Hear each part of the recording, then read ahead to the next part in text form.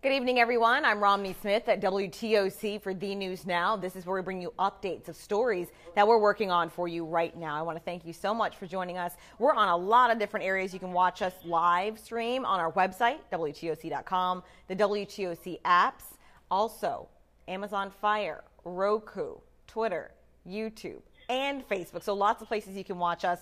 And for those of you who are watching on Facebook, that's where you can actually interact with me live. So good evening to Angie Risch, Janine Geddes, Chris Hafer, Terry Barras, I hope I'm saying all these names correctly, Dana Cox, Jimmy Clark, Charles Smith, Julie Rogers, so many of you guys. I appreciate you guys joining us. Okay, so right now, today, a couple hours ago, was the State of the Port address, and the Governor Nathan Deal was there. The topic that really kind of caught everyone's attention was replacing or possibly replacing the Talmadge Bridge, which isn't really that old. So right now, the Savannah Harbor expansion project is about halfway done. Once it's completely finished, it will clear the path for the world's largest cargo ships, which carry around 22,000 containers each. But there's a catch. Those really big ships with all of that cargo would actually be too big to fit under the current Talmadge Bridge over the Savannah River. So that's why leaders are discussing now possibly replacing the Talmadge Bridge. So I'm here to tell you today that we're going to start a process. We're going to work closely with the Georgia Department of Transportation, and we hope to work closely with the General Assembly to start planning the relief of the Talmadge Bridge. And I say relief lightly, really the replacement, because that is what needs to happen over the coming 10 years to ensure that when these ships come, we will be ready. He added that experts have said it could be a matter of about a decade before those ships would start calling on Savannah. So for those of you who are questioning if we're talking about renaming the Talmadge Bridge or replacing it, we were correct. We're talking about replacing the entire bridge, making it taller so that the largest cargo container ships that carry around 22,000 containers would have the clearance space to be able to come into the Savannah River once, of course, the Port Harbor expansion project is done.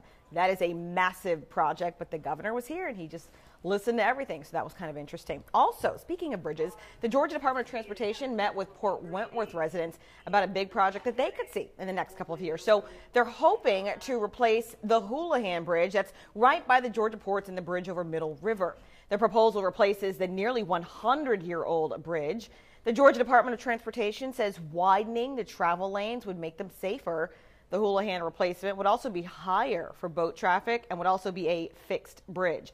The cost, a whopping $50 million. I want people to come out and look and review the plans that we have in place, the layout, the fact sheet that we have, and just to kind of give some feedback on how they feel this project will be received in the local area. Again, this is still in the very early stages of the project. The timeline of this nature would be about 2 years once construction starts.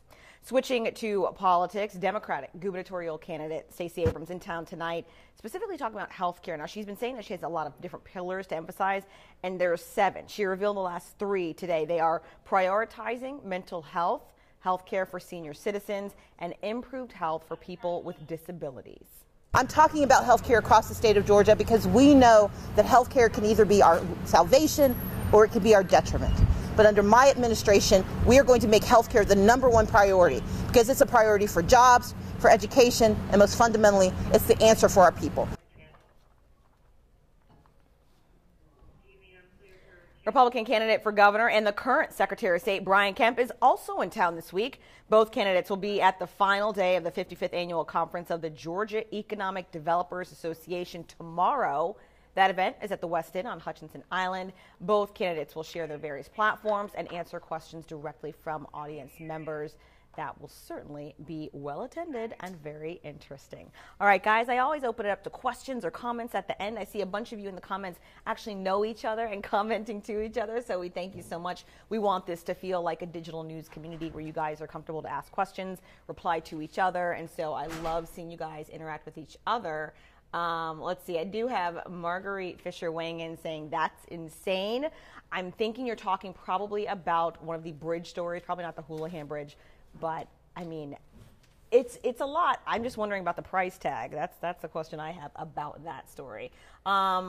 Let's see. It would be a steep bridge to drive over. We were talking about that, Kathy Hartman, who said that comment in our Facebook section in the newsroom, because, you know, the higher the bridge, the steeper the climb. So we're wondering, how steep would it be?